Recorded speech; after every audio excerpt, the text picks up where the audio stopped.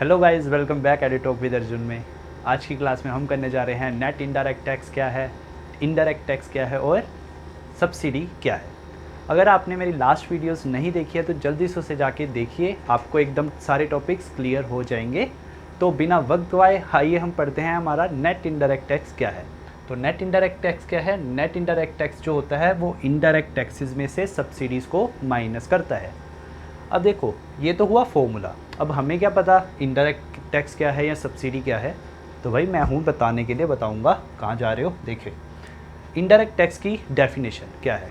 ये कहते हैं इनडायरेक्ट टैक्स हमारे वो टैक्स हैं जो कि इम्पोज्ड किए जाते हैं, लगाए जाते हैं किसके द्वारा? गवर्नमेंट के द्वारा। किस पर लगाते हैं? Production and the sale of goods. कि जब भी कोई भी गुड्स मतलब कोई भी वस्तु बनेगी या बिकेगी तो उस पर कौन?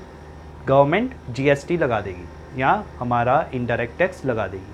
पहले इनडायरेक्ट टैक्स जो अलग अलग होते थे, अब हमारा इनडायरेक्ट टैक्स जो है वो एक ही है, वो क्या है? GST, goods and services tax. तो देखिए, ये इसका एग्जांपल हो गया GST, goods and services tax. अब हम देखते हैं सब्सिडी। तो देखिए, सब्सिडी हमारी क्या होती है? They are economic assistance. कि ये क्या है? आर्थिक सहायता प्रदान करते हैं, given by the government to the firms and household. कि ये गवर्नमेंट ही देती है, किस किस को देती है? एक देती है हाउस होल्ड को, एक देती है फर्म को।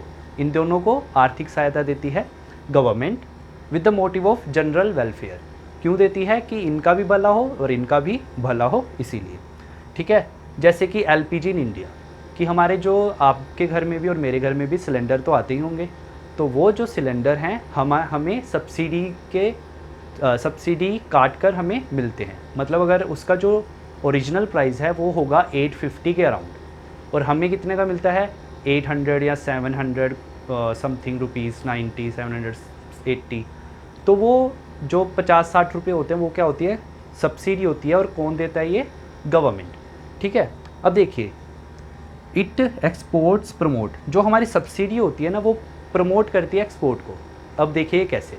मान लीजिए मेरे पास एक कार है, ठीक है, और वो कितने की है? 5 लाख की। मतलब मैंने ये बनाई है, 5 लाख की कार मैंने बनाई। अब मैंने इसका ना मतलब बनाने में मेरी कॉस्ट आई 3,50,000 और मैंने बोला इसका प्राइस होगा 5 लाख। तो गवर्नमेंट बोलेगी भाई अभी रुक जा, मैं तो इस पर टैक्स लगाऊं।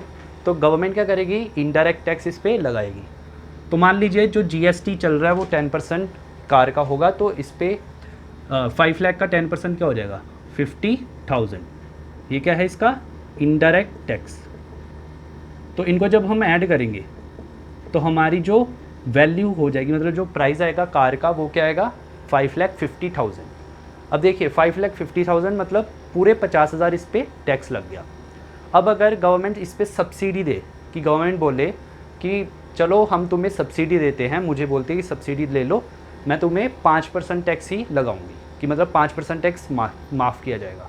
तो मतलब मेरा, अगर मैं 5% इसका निकालूँ तो मेरा बनेगा 25,000। तो मतलब मुझे 25,000 ही टैक्स पड़ेगा, और इसकी जो बाद में कीमत हो जाएगी वो कितनी हो जाएगी? 5,25,000। तो ये देखिए, अब यहाँ पे ये सस्ती है और ये महंगी है। बाकी देशों के गवर्नमेंट जो वो दे रही है 5,50,000 में कार, और हमारी देश की गवर्नमेंट दे रही है 5,25,000 में कार।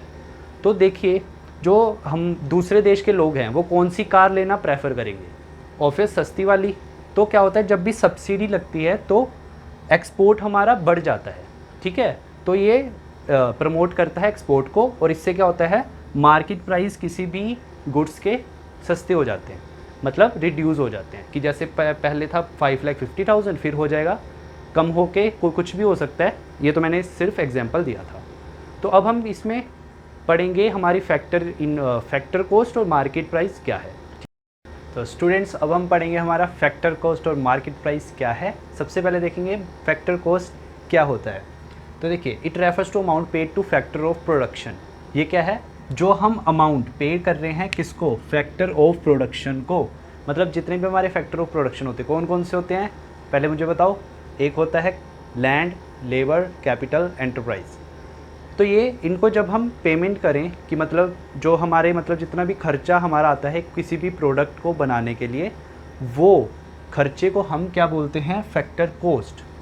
ठीक है। तो इसकी जो डेफिनेशन है वो एज इट इज़ ही याद रखनी है, इसे 1 नंबर में पूछा जा सकता है, ठीक है।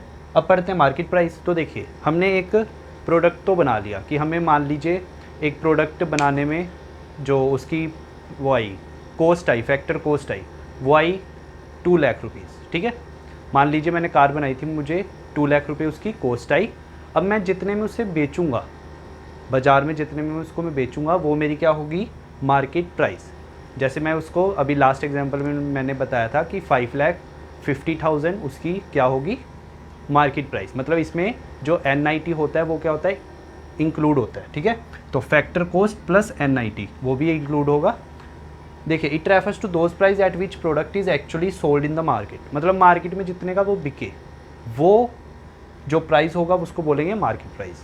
अब देखिए जो हमारा मार्केट प्राइस होता है वो होता है बड़ा, और जो फैक्टर कॉस्ट होता है वो होता है छोटा। तो मार्केट प्राइस से जब हमें फैक्टर कॉस्ट में आना है, बड़े से जब छोटे में आना है, तो क्या करेंगे, माइनस करेंगे NIT। क्या करेंगे, माइनस करेंगे NIT। और जब छोटे से बड़े में जाना है, नीचे से ऊपर जाना है, तो हमें क्या करना पड़ेगा, प्लस, क्या करेंगे, प्लस NIT। तो ये याद रखना, जब भी मार्केट प्राइस और फैक्टर कॉस्ट आए तो हमारा क्या आएगा, NIT। और लास्ट वीडियो में मैंने बताया था ग्रोस और नेट में, जब ग्रोस बड़ा होता है तो उसमें जब हमें बड़े से छोटे में जाना है तो डेप्रिसिएशन ऐड करनी पड़ेगी। तो मतलब ये जो छोटे छोटे कंसेप्ट है ये याद रखना, तभी हम वो नेशनल इनकम का जो सम है, जो क्वेश्चन होगा न्यूमेरिकल, वो सोल्व कर पाएंगे।